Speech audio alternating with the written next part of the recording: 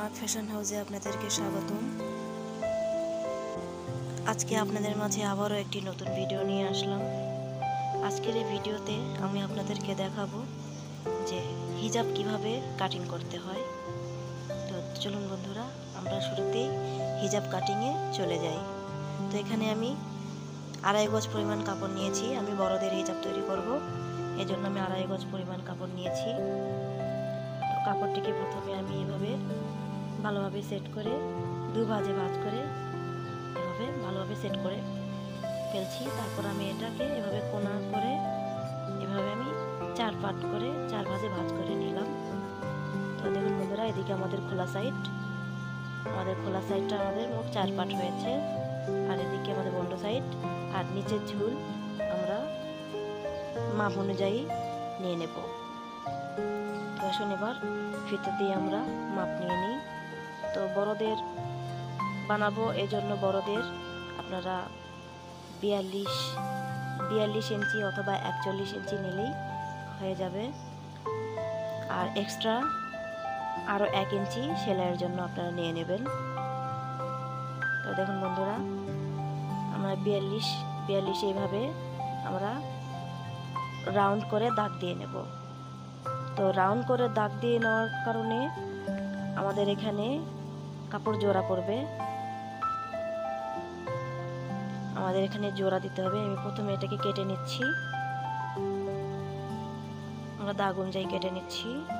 আমি গোল গোল করে এভাবে এটাকে 42 ইঞ্চিতে দাগ টেনে নিয়েছিলাম। তো এবারে এই ফাঁকা জায়গাতে আমরা বাকি যে কাপড়টি বেঁচেছে সেই কাপড়টি দিয়ে আমরা এবার এখানে জোড়া বসাবো। জোড়ার কাপড়টি কেটে নেব। তো বন্ধুরা, এই কাপড়টি জোড়া দেওয়ার জন্য আমরা এভাবে এই কাপড়টিকে এভাবে এখানে সেট করব।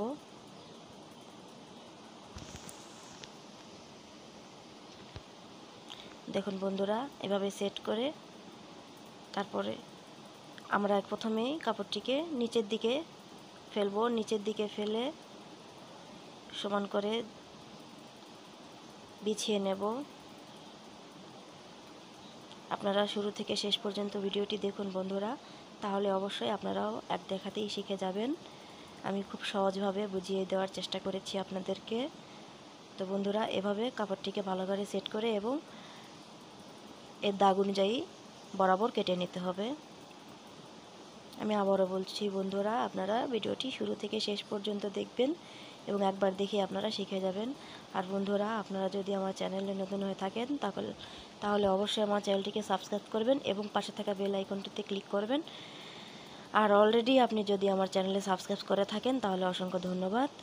আর আমার ভিডিওটি যদি ভালো লেগে থাকে তাহলে অবশ্যই আমার ভিডিওটি লাইক করবেন। তো বন্ধুরা, আমাদের কাটা শেষ। এখন আমাদের যে উপরের যে অংশটি থাকে সে অংশটি এবার কেটে নেব। তো বন্ধুরা, ভিডিওটি কেমন লাগলে অবশ্যই লাইক করবেন এবং কমেন্ট করে জানাবেন। আর পরবর্তী যদি কোনো ভিডিও দেখতে চান তাহলে সেটাও কমেন্ট করে জানাবেন। তো আমি এখানে কাপড়টিকে 4 ভাঁজ করে নিচ্ছি সমান করে। বাড়তি কাপড় থাকলে কেটে নেব। এখানে আমি 4 ভাঁজ করে নেব কাপড়টিকে। আপনারা যে কোনো কাপড় যে কোনোভাবে 4 ভাঁজ করে নিতে পারেন।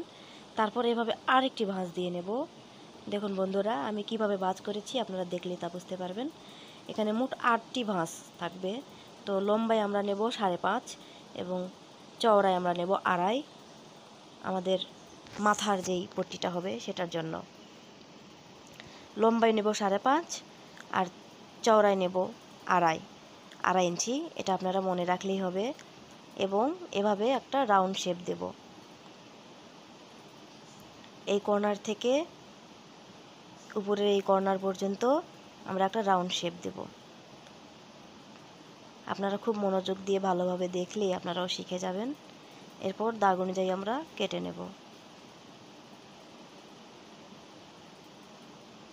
দেখুন বন্ধুরা, আমাদের মাথার পট্টিটা কাটা হয়ে গেছে। তো আমাদের পুরোটা কাটা কমপ্লিট। এখন আমরা এই মাঝ বরাবর একটা কাট বসিয়ে দেব যাতে সেলাই করতে সুবিধা হয়। এবং এই হিজাবের যেই কাপড়টি রয়েছে সেখানেও একদম যেখানে পট্টি আমাদের জয়েন্ট হবে সেখানেও একদম মাঝখানে একটা কাট বসিয়ে দেব, যাতে পট্টির সাথে এটা জয়েন করতে সুবিধা হয়। এই তো বন্ধুরা, আমাদের কাটা কমপ্লিট।